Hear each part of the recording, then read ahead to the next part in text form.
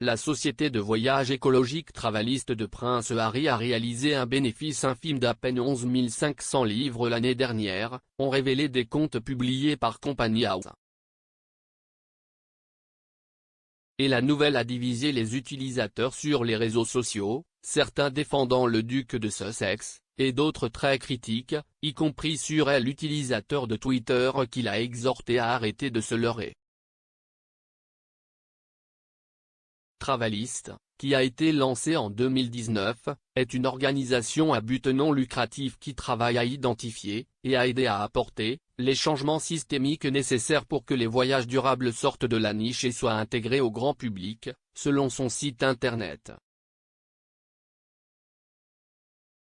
Cependant, les données de la Company House suggèrent que les performances de Travaliste depuis sa création ont été moins que stellaires, peut-être en partie à cause de la pandémie de coronavirus qui a englouti le monde peu de temps après.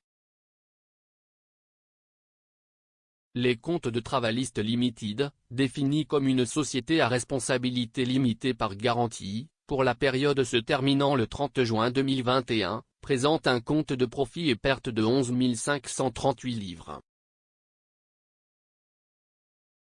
Le total est obtenu en ajoutant le montant dû par les débiteurs, 106 537 livres, au total des liquidités en banque et en caisse, 241 433 livres, puis en soustrayant le montant détenu par les créanciers pour les montants échus dans un délai d'un an, 336 432 livres.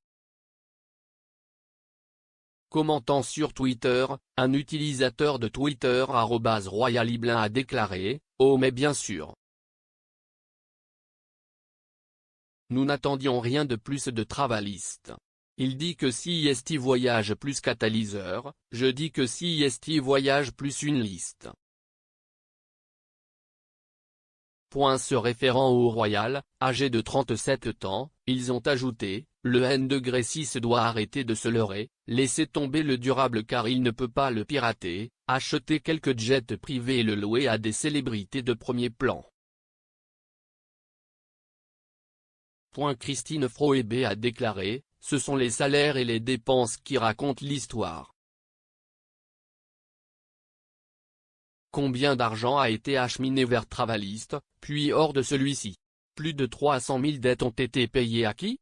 Le réalisateur? Les Britanniques exhortent Liz Truss à investir 15 milliards de livres sterling de fonds de recherche européens au Royaume-Uni, report. David Attenborough stupéfait par une mine d'or archéologique au Royaume-Uni, Insight. Truss dans l'épreuve de force du Brexit alors que l'UE menace de trahir 80 milliards de livres sterling, analyse.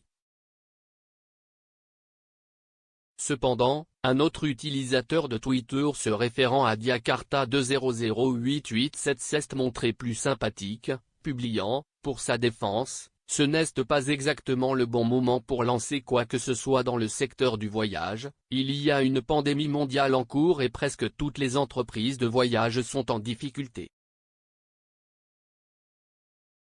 Pendant ce temps, Mary McNally Connell a souligné, les comptes de la première année affichent généralement un déficit.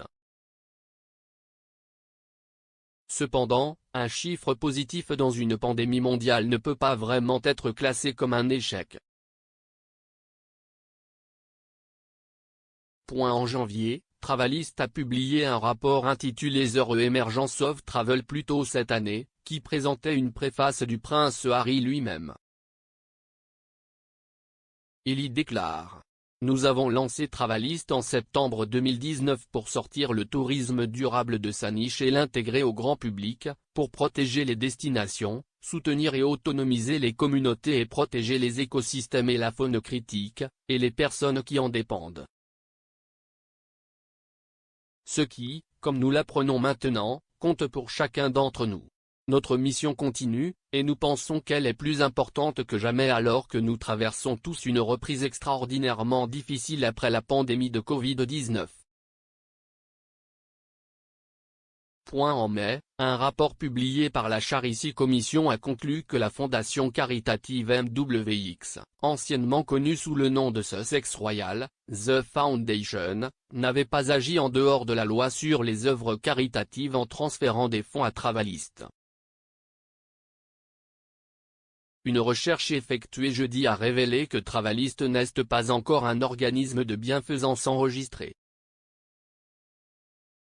Le prince Harry et son épouse Meghan Markle ont dévoilé jeudi la première photo de la nouvelle petite fille Lilibet dans leur carte de Noël personnelle, avec son fils Archie, 2 ans, également en vedette.